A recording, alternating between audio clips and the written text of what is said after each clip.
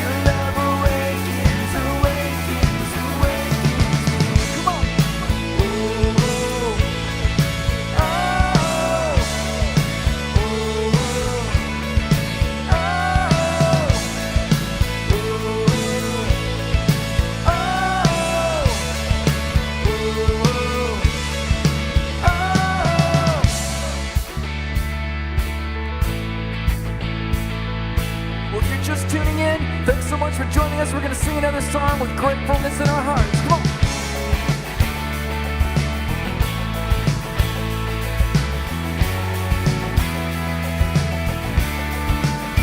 This is the day that you have made. Whatever comes, I won't complain. For all my hope is in your name. Now your joy awaits my praise. Give thanks. I give thanks for all you have done, and I will sing of your mercy and your love. Your love is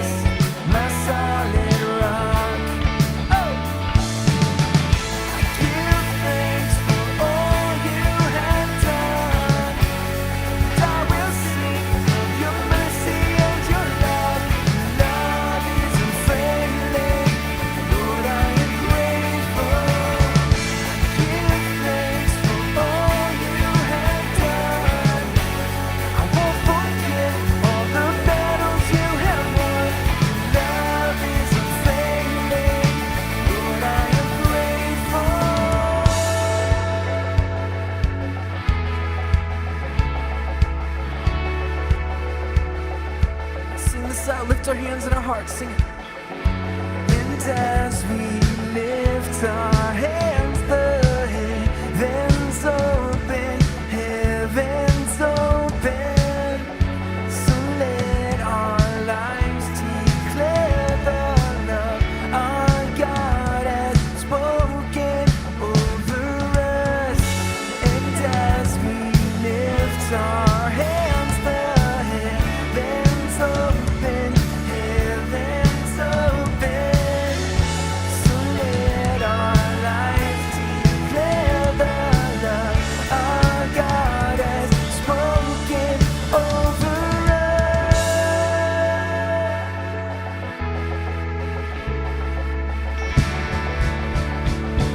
Well, let's all give thanks together.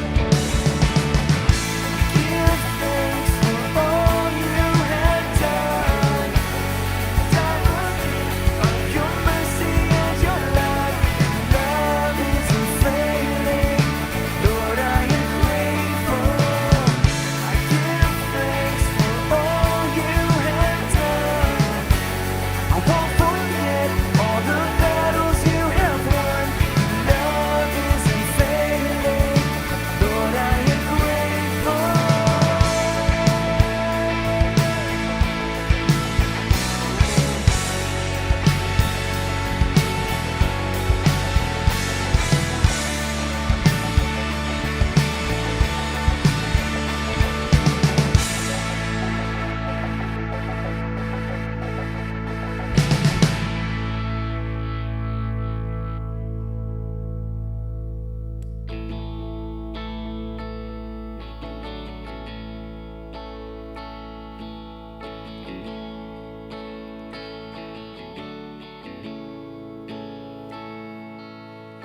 People come together, strangers, neighbors, our blood is one.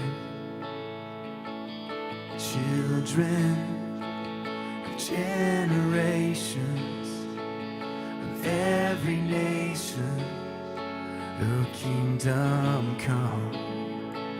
So don't let your heart be troubled. Hold your head up high, don't fear no evil. Fix your eyes on this one truth. God is madly in love with you. So take courage, hold on, be strong. Remember where our help comes from.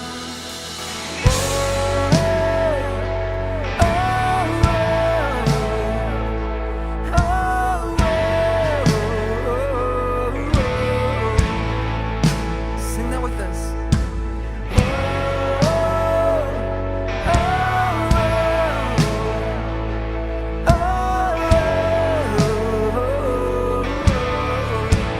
Jesus. Jesus, our redemption, our salvation is in His blood. Jesus, Light of heaven, our friend forever, His kingdom come. So don't let your heart be troubled.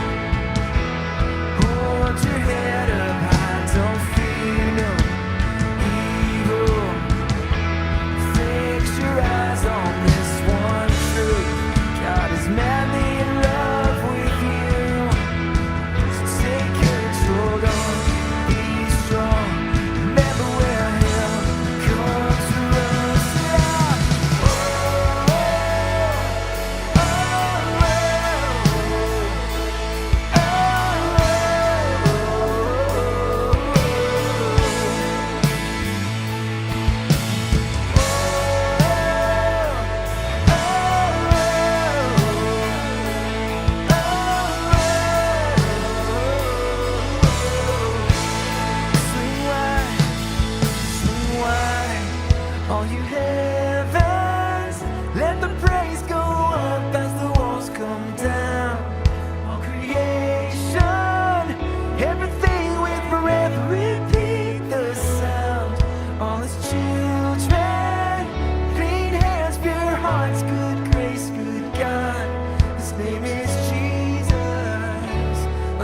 again. Swing wide, swing wide.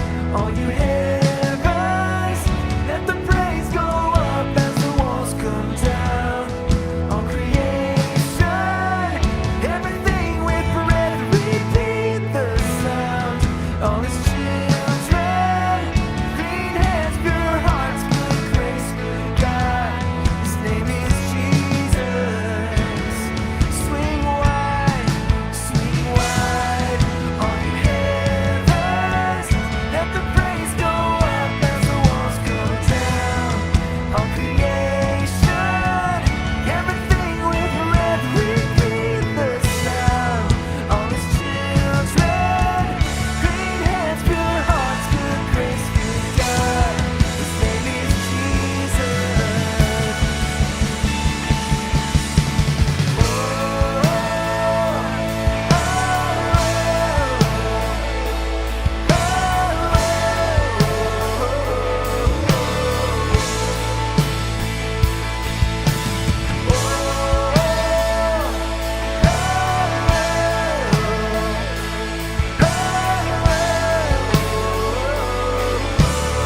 Let's sing Jesus. Jesus, our redemption, our salvation is in His blood. Jesus, light of heaven, our friend forever, His kingdom come.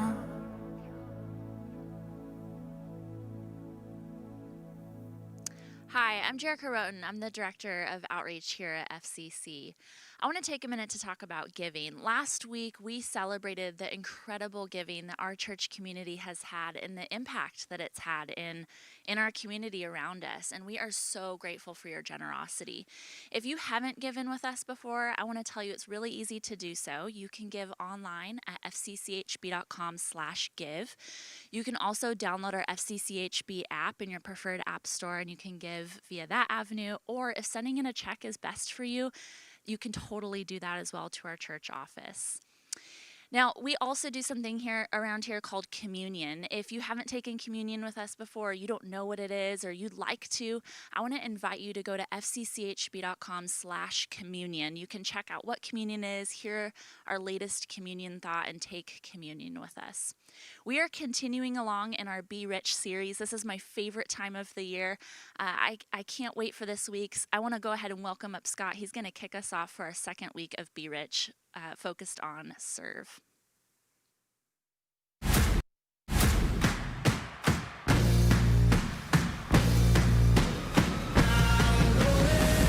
another level.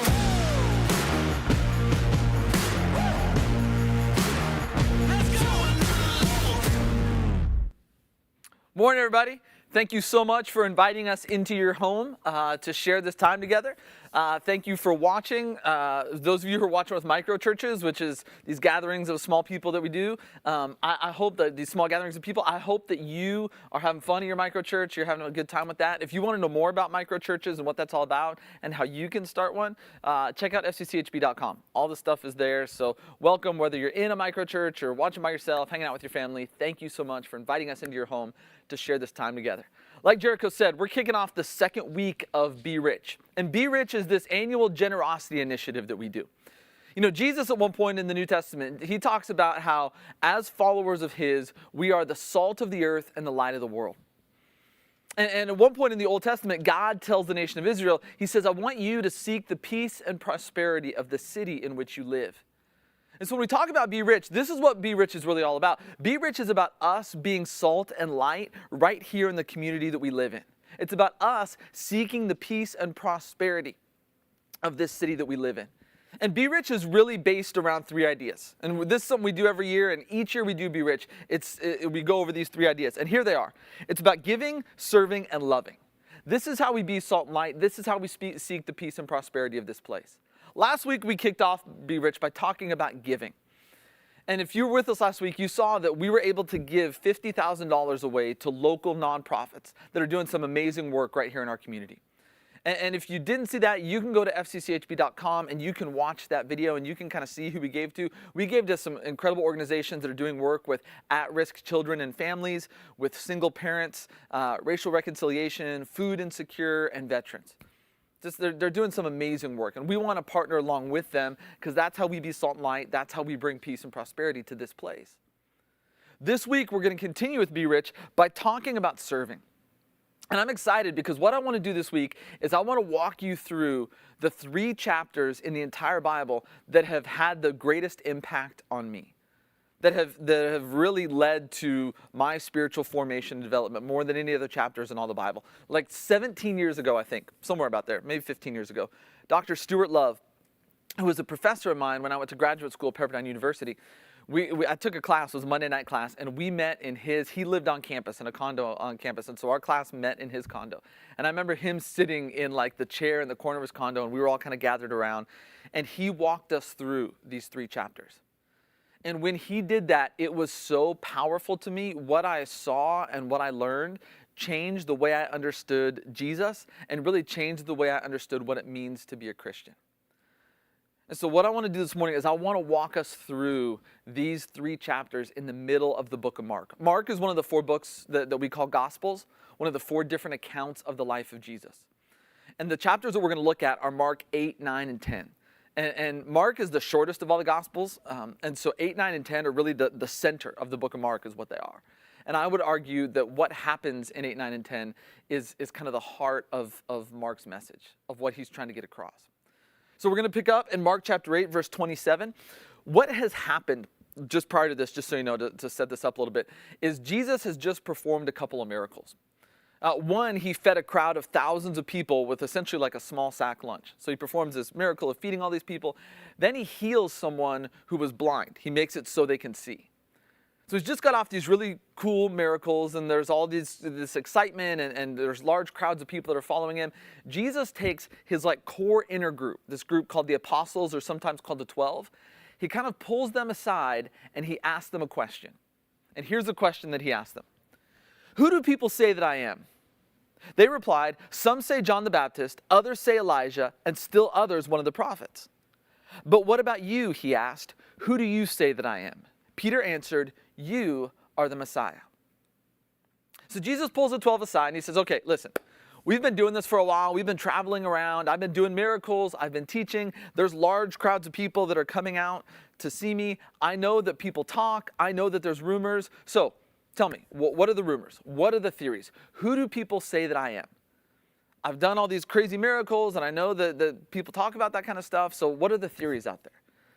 And the 12 share the different theories they've heard. Well, some say you're John the Baptist. John the Baptist he's really kind of this prophet that precedes Jesus, but then ultimately he gets killed, he gets beheaded. Some think you're John the Baptist, like, kind of come back from the dead. Some say you're Elijah. Elijah's this great Old Testament prophet, and it was believed that Elijah was going to come back one day. And so some people think you're Elijah that came back. Other people think you're one of the other prophets. So really, their answers are kind of all over the place. They're like, hey, people think you're this, people think you're that, people think you're this, but no one really knows. That's kind of the message that Jesus gets from his question. Who do people say that I am? Here's all these theories, but no one really knows. No one can pin it down. People are trying to figure out who Jesus is, but at this point, no one really knows. This is when Jesus turns the question personal to the 12. He says, okay, this is what everybody else thinks. This is their theories. What about you? You know me better than anybody. You've seen me do all this stuff like right up close.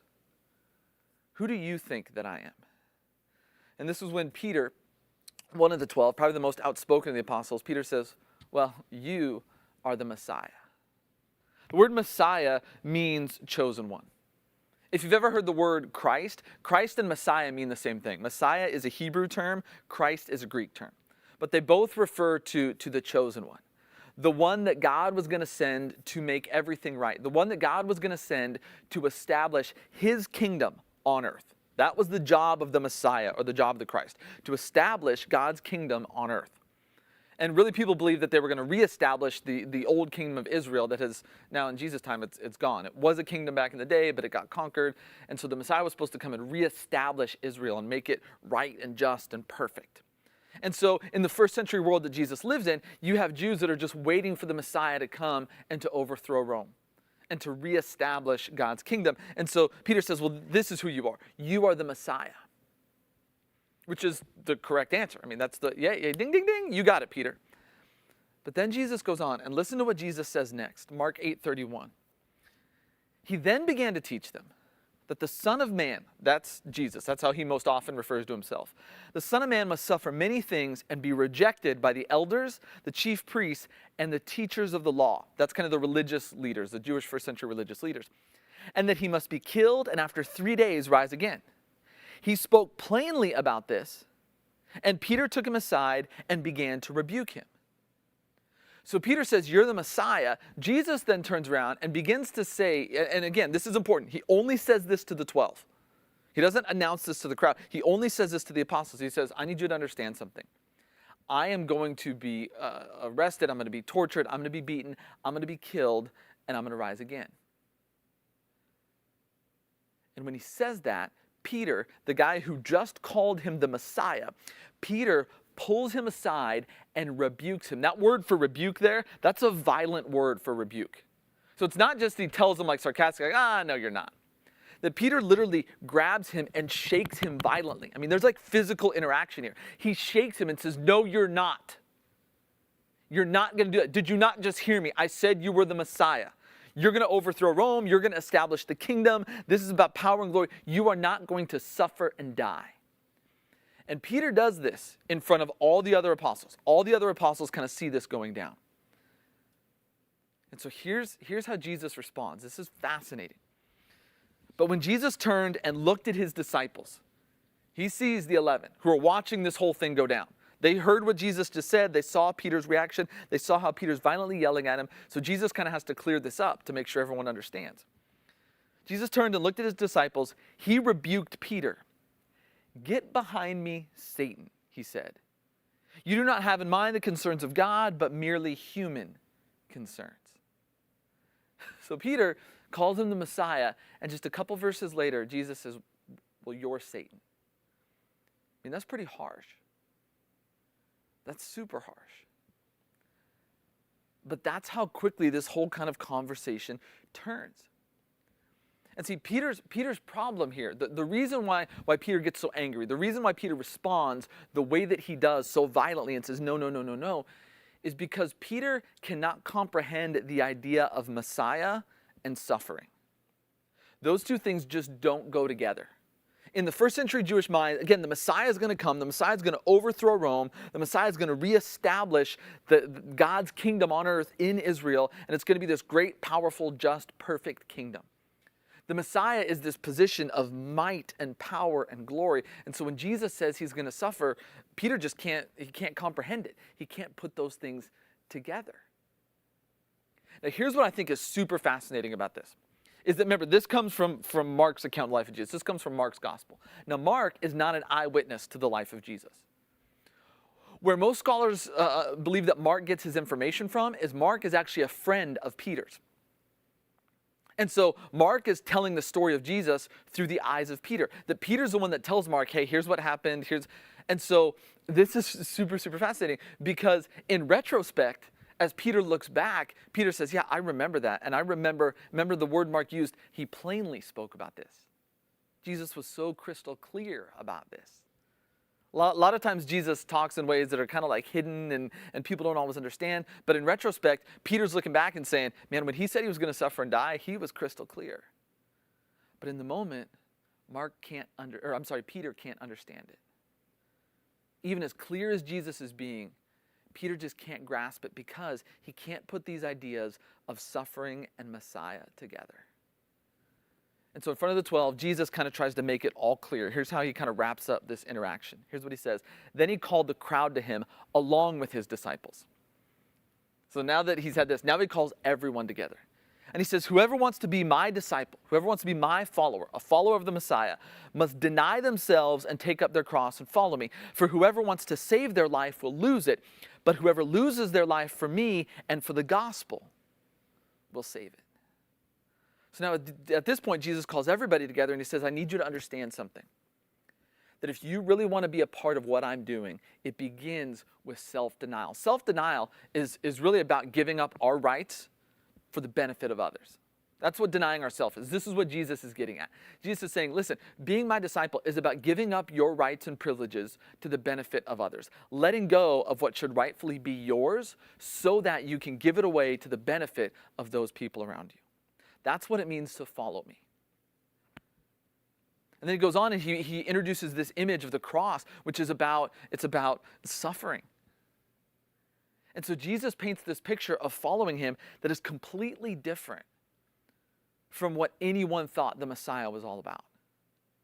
And see, this is where Jesus starts to really kind of give shape to what it really means to be the Messiah. See, Peter and the other 12, for that matter, they can't even understand the idea of a Messiah who suffers. But for Jesus, suffering is at the heart of what it means to be the Messiah. And this is what he wants his followers to know. This is what he's so desperately trying to get across to them in this middle part of the book of Mark, in kind of this center of the book of Mark. Now, if you skip ahead to the next chapter in Mark, which is Mark chapter 9, between this event and the middle of Mark 9, there's a few more miracles that Jesus does, including one miracle in which some of his apostles, they go up on like this mountain, and they actually see Moses and Elijah come down. So it's this really crazy thing, and so now we're in the middle of Mark chapter 9. And now for the second time in 2 chapters, Jesus is going to predict his death. And here's what he says, Mark 9:31. He said to them, he's talking to the 12 again, "The Son of Man is going to be delivered into the hands of men. They will kill him, and after 3 days he will rise." But they did not understand what he meant, and they were afraid to ask him about it. Again, Jesus is being crystal clear. Like I said before, Jesus isn't always crystal clear. One of his favorite ways of teaching is he would tell parables, which were these little stories.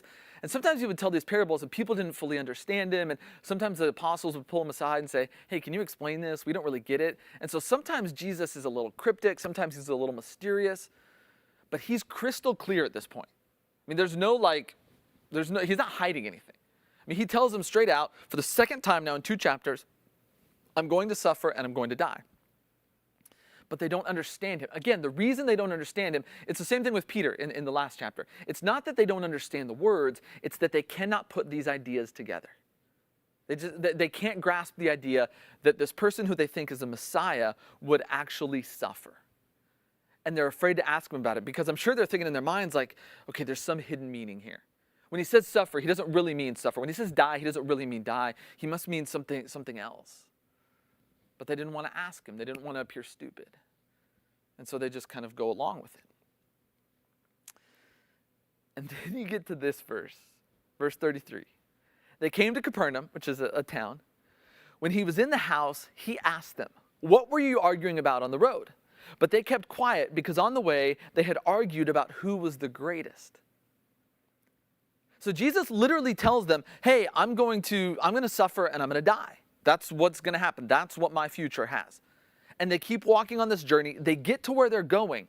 And when they get to where they're going, Jesus turns around and says, hey, after I told you that, I saw you guys were having a discussion that got pretty heated at some point. What were you arguing about? But they don't want to tell him because what they're arguing about is who's the greatest. Now understand when it says they're arguing about who's the greatest, they're not arguing about like who's the most talented or who has the most money or who has the best skills. What they're doing is they're lobbying for position within the kingdom that Jesus is supposed to start. That's what they're doing. When it says they're arguing about the greatest, that's what they're doing. So essentially, Jesus tells them, I'm going to suffer and die. And they're like, well, you're not really going to suffer and die. You must mean some other mystical meaning that we don't understand. And so Jesus keeps walking, and then they start talking amongst themselves, hey, when he establishes a kingdom, when he overthrows Rome and establishes his kingdom, who's going to be vice president? Who's going to be Secretary of State? You know, who's going to be the head of this department? Who's going to be the head of the treasury? I mean, they're really arguing about cabinet positions within Jesus' administration over the kingdom that he's supposed to start. I mean, he's just told them for the second time in 2 chapters, I'm going to suffer and die. They cannot comprehend. It is inconceivable to them that the Messiah would suffer. And so they start lobbying for positions within his kingdom. And then I love this verse. Next verse, verse 35. Sitting down, Jesus called the 12 and said, anyone who wants to be first must be the very last and the servant of all. The reason why I love this is because at this point, Jesus kind of treats the 12, who are adults at this point, but he treats them like little children. Okay, he knows what they've been arguing about. So now for the second time in 2 chapters, I'm going to suffer and die. They're arguing about who's the greatest. So Jesus sits down like a parent would and calls his little children. Okay, kids, come here. Come here. We need to have a family meeting. We need to have a conversation. Have a seat. I need you to understand something. This whole thing, it's not about power and glory. It's not about positions of leadership within the administration. I know that's what you're jockeying for. I know that's what you're lobbying for. I know that's what you're hoping for, that your proximity to me will get you more power and authority in this kingdom. That's not what it's about. It's ultimately about service. It's ultimately about what we do for the benefit of other people. That's what this whole thing's about. This is what he's so desperately trying to make clear to the apostles in the middle part of Mark, but they just don't get it. So now if you skip ahead to Mark 10, for the third time in 3 chapters now, Jesus is going to predict his death. And again, he's going to be point blank about it. And again, he's only saying this to the 12. At this point, he's not making this like a public thing. He's not going out to large crowds and saying, hey, I'm going to die. This is just something he's doing to the apostles. He's preparing them for what's coming. And by the time you get to Mark 10, it's coming pretty quickly. Mark 10, verse 32. Here's what Jesus says. Again, third time, 3 chapters. Again, he took the 12 aside and told them what was going to happen to him. We're going up to Jerusalem, he said, and the Son of Man will be delivered over to the chief priests and to the teachers of the law. That's the religious leaders. They will condemn him to death and will hand him over to the Gentiles, which is ultimately the Romans, who will mock him and spit on him, flog him and kill him. 3 days later, he will rise. So again, super point blank. Jesus says, hey, I need you to know this is happening like now. We're going to Jerusalem. And when we get there, this is what's going to happen. The next chapter in the book of Mark, Mark 11, that begins the last week of Jesus' life. So his death now is like, it's here. It's a reality that's happening soon. Jesus knows that, so he's trying to prepare them for that. And he's crystal clear about it. No cryptic language. There's no mystery. I'll suffer and die. And then listen to the very next verse. This is what Mark says happens next. Then James and John, the sons of Zebedee, 2 of the 12 apostles, they came to him. Teacher, they said, we want you to do for us whatever we ask. What do you want me to do for you? He asked. They replied, let one of us sit at your right and the other at your left in glory. Right after he tells them, hey, we're on our way to Jerusalem, and when we get there, I'm going to suffer and die. 2 of them come up and say, hey, we want the top positions. We want to be, vice president, chief of staff in your administration when you establish your kingdom. Now, if I'm Jesus at this point, I cannot tell you how frustrated I would be. That you can't make, he really can't. He can't make it any clearer what he's going to do, what this is all about, what's like eminently going to happen. And the 12, they're just so set in what they think it means to be the Messiah. Their idea of the Messiah and the kingdom and the power and the glory and all of that, like they're so focused on that, they can't even imagine something different. As clear as Jesus is making it, as simple as he's laying it out, they just can't even conceive of what that looks like. And I would be so frustrated. But Jesus is so incredibly patient. And I'm not saying he's not frustrated. I got to imagine inside he is frustrated. But he, in response to this request, he decides he's going to lay it out for them one more time. Look, I've already done this twice, but I'm going to do it one more time, and I'm going to be crystal clear about it. And so verse 42 of Mark 10, here's how he makes his response. Because what's interesting is after that little encounter with the 2 brothers, the other 10 apostles, they get really angry because they're like, hey, you're fighting for position. So there's still dissension within all 12. And so here's how Jesus kind of tries to get rid of the argument and the tension. Jesus called them together and he said, you know that those who are regarded as rulers of the Gentiles lord it over them, and their high officials exercise authority over them. And then you get to what I think are the 4 most challenging words in the Bible. Not so with you. Instead, whoever wants to become great among you must be your servant. And whoever wants to be first must be slave of all. For even the Son of Man did not come to be served, but to serve and to give his life as a ransom for many. And so after predicting his death for the 3rd time in 3 chapters, and again, the apostles still don't get it. They're still focused on power and glory and influence and their status and their position and what they get because of their proximity to Jesus. And this is when Jesus lays it out, I think, beautifully. He says, listen, you know how it works in the world. That's what he means with that whole Gentiles thing. He says, listen, you know how it works in the world. That those people who have status, those people who have power, those people who have wealth, they use it to their own advantage. Oftentimes exploiting people that don't have power, that don't have wealth. All their status, all their power, and all their influence, they use it to their own advantage. That's how it works. Jesus says, you know that's how it works. You've seen that. That's still how it works in the world that you and I live in. But then again, four most powerful words, four most challenging words in the Bible. Not so with you.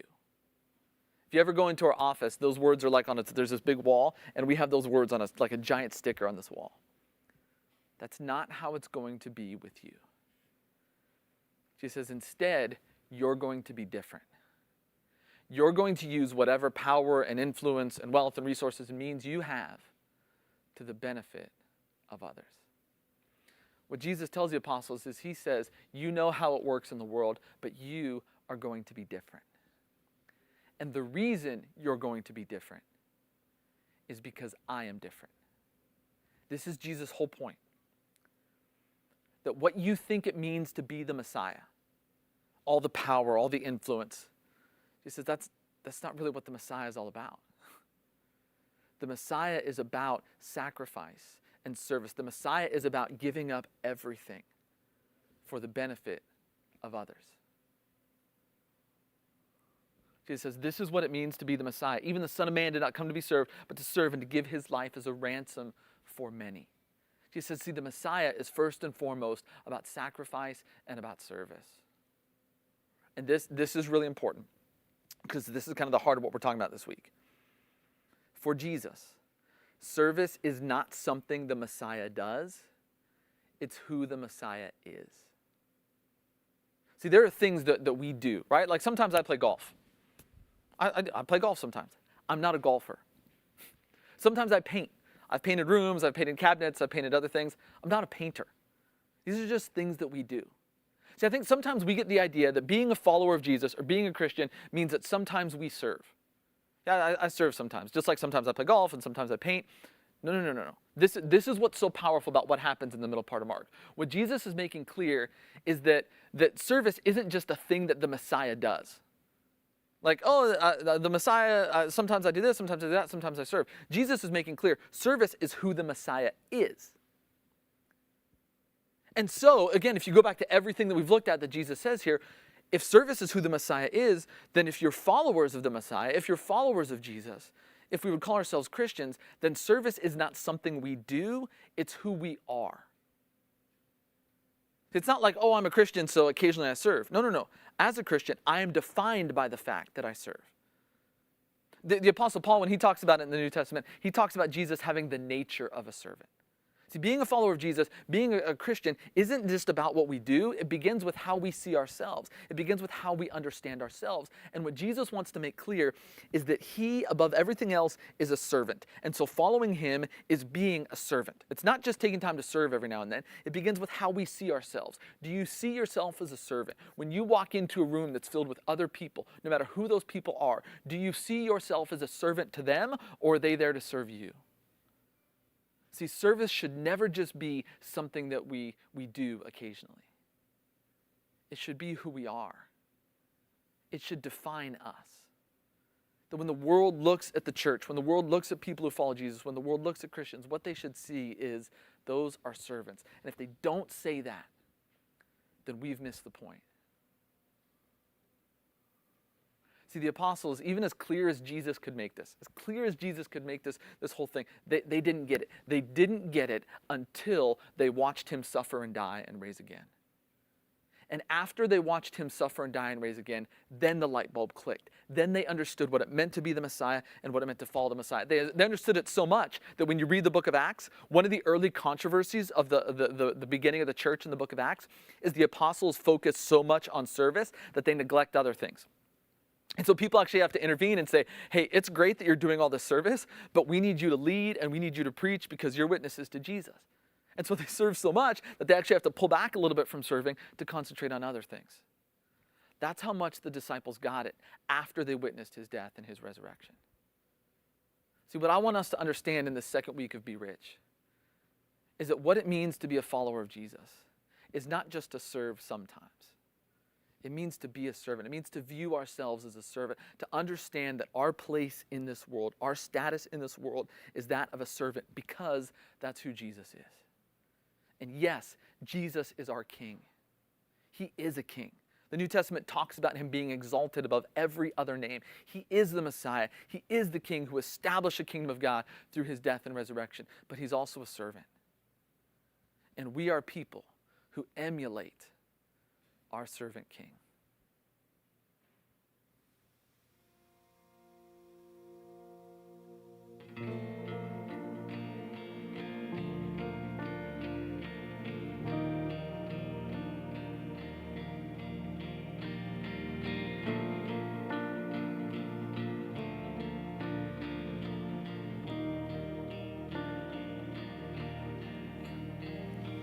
Came to the world you created, trading your crown for a cross. You willingly died, your innocent life paying the cost. Counting your status as nothing, the King of all kings came to serve. Washing my feet, covering me in your love. If more of you means less of me, take everything. Yes, all of you means less of me, take everything.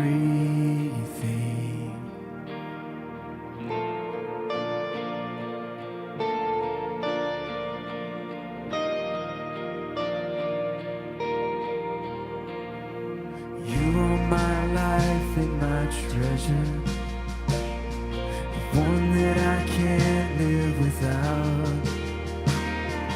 Here at your feet, my desires and dreams I lay down. Here at your feet, my desires and dreams I lay down.